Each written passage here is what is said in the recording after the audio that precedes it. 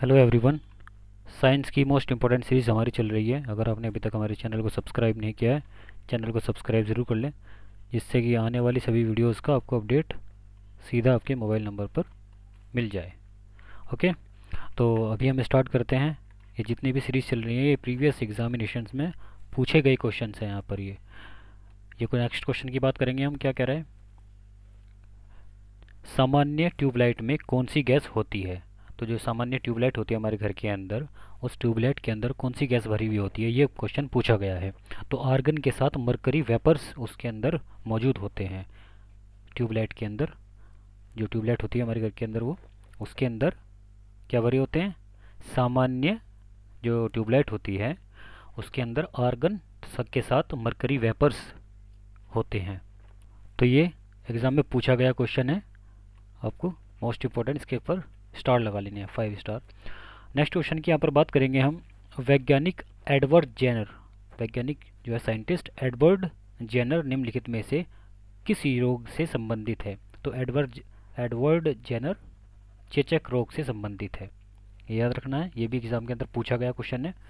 Next question की बात करेंगे हम। मानव में गुर्दे का रोग किसके प्रदूषण से होता है? जो गुर्दे का रोग होता है मानव के अंदर, तो किसके प्रदूषण के कारण होता है वो? तो ये कैडमियम के प्रदूषण के कारण यह रोग होता है, याद रखना है, इंपॉर्टेंट क्वेश्चन है। नेक्स्ट क्वेश्चन की बात करेंगे। बीसीजी का टीका निम्न में से किस बीमारी में लगाया जाता है? तो यहाँ पर ऑप्शन नहीं थे, ऑप्शन हमने हटा दिए। अक्षय रोग मीन्स टीबी।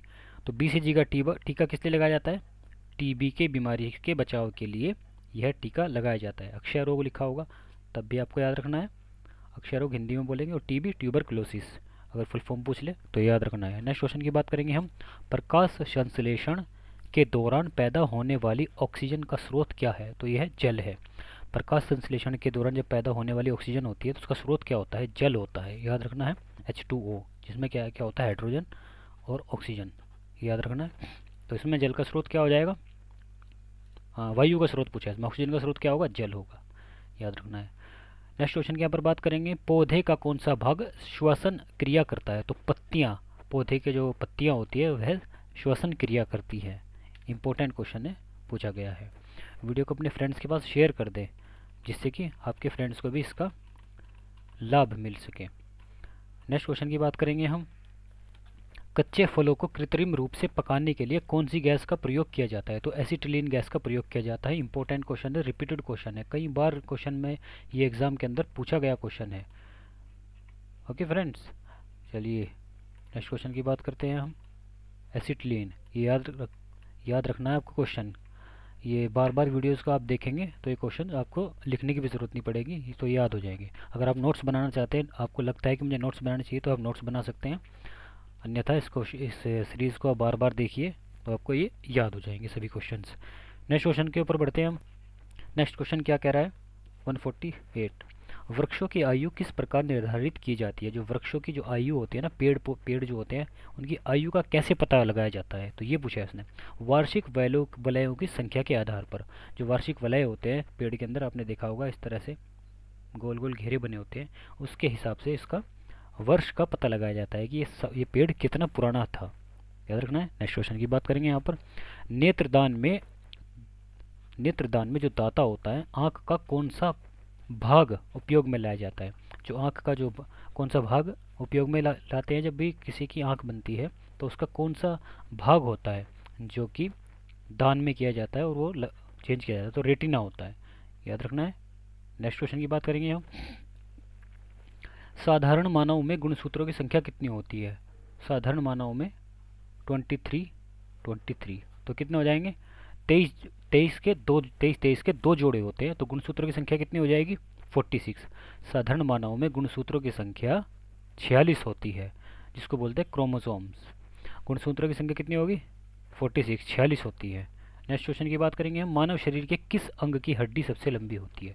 तो ये उरु, जिसको बोलते हैं जांघ की हड्डी, सबसे लंबी होती है। ये एग्जाम के अंदर पूछा गया क्वेश्चन है, सीधा सीधा क्वेश्चन पूछा जाता है कि मानव शरीर का सबसे बड़ी हड्डी कौन सी होती है? तो जांघ की हड्डी होती है, इसको फीमर हड्डी भी बोलते हैं हम। और सबसे छोटी हड्डी कौन सी होती है, ये आपको कमेंट बॉक्स में कमेंट करके बताना है। ओके, अगर चैनल को आपने सब्सक्राइब नहीं किया, चैनल को सब्सक्राइब जरूर कर लें। नेक्स्ट क्वेश्चन की ओर बढ़ते हैं हम आगे। नेक्स्ट क्वेश्चन क्या कह रहा है ये हमारा? गाय और भैंस के थनों में दूध उतारने के लिए किस हार्मोन की सुई लगाई जाती है? तो ये ऑक्सीटोसिन की सुई लगाई जाती है। इंपॉर्टेंट क्वेश्चन है, ये रिपीटेड क्वेश्चन है एग्जाम के अंदर। नेक्स्ट क्वेश्चन की बात करेंगे हम, प्रकनली शिशु के संबंध में कौन सा कथन सत्य है? तो प्रकनली जो होती है, टेस्ट ट्यूब बेबी होती है, तो शिशु का परिवर्धन प्रकनली के अंदर होता है। जो शिशु का जो प्रवर्धन होता है ना, परिवर्धन, वो प्रकनली के अंदर होता है, टेस्ट ट्यूब के अंदर होता है। नेक्स्ट क्वेश्चन की बात करेंगे, मानव शरीर में पसलियों के कितने जोड़े होते हैं? तो 12 जोड़े होते हैं। पसलियों के कितने जोड़े होते हैं? 12 और 12 24, 24 जोड़े हो जाएंगे, याद रखना है। मानव शरीर में पसलियों की संख्या कितनी होती है? 24 होती है, लेकिन 12 जोड़े की यहाँ पर बात की गई है, तो 12 जोड़े होंगे। नेक्स्ट क्वेश्चन की बात करेंगे हम, किस द्रव्य के एकत्रित होने पर मांसपेशियों में थकान का अनुभव होता है? तो लैक्टिक एसिड का एकत्रित, लैक्टिक एसिड जब हमारी बॉडी के अंदर इकट्ठा हो जाता है तो उसकी वजह से हमें थकान महसूस होती है। ये रिपीटेड क्वेश्चन है, ये भी कई बार एग्जाम में पूछा गया है कि मानव शरीर में हमें थकान महसूस होती है, उसका क्या कारण है? तो लैक्टिक एसिड का एकत्रित हो जाना की वजह से हमारे थकान महसूस होती है। नेक्स्ट क्वेश्चन करते हैं, स्तनधारियों में लाल रुधिर कणिकाओं का निर्माण कहाँ होता है? तो अस्थि मज्जा में होता है। स्तनधारियों में लाल रुधिर कणिकाओं का निर्माण कहाँ होता है? अस्थि मज्जा में होता है। रिपीटेड क्वेश्चन है। नेक्स्ट क्वेश्चन की बात करेंगे, वॉशिंग मशीन का कार्य किस सिद्धांत पर आधारित है? तो ये अपकेंद्रण के सिद्धांत पर यह आधारित है। इंपॉर्टेंट क्वेश्चन है, ये बार बार रिपीटेड क्वेश्चन है। कई क्वेश्चंस मैं यहाँ पर उनके रिवीजन भी करा रहा हूँ। आपने देखा होगा कई क्वेश्चन बार बार रिपीट भी हो रहे हैं, उससे क्या होगा कि आपको जो पीछे पढ़ा है वो भी आप भूल नहीं पाओगे, आपका रिवीजन भी होता रहेगा और क्वेश्चन आपके तैयार हो जाएंगे। सो फ्रेंड्स, इस वीडियो में इतना ही। वीडियो को ज़्यादा से ज़्यादा अपने फ्रेंड्स के पास शेयर ज़रूर करें। अगर आपने चैनल को सब्सक्राइब नहीं किया, चैनल को सब्सक्राइब जरूर कर लें, जिससे कि आने वाली सभी वीडियोज़ का अपडेट आपको मिलता रहे। So thanks for watching and keep learning.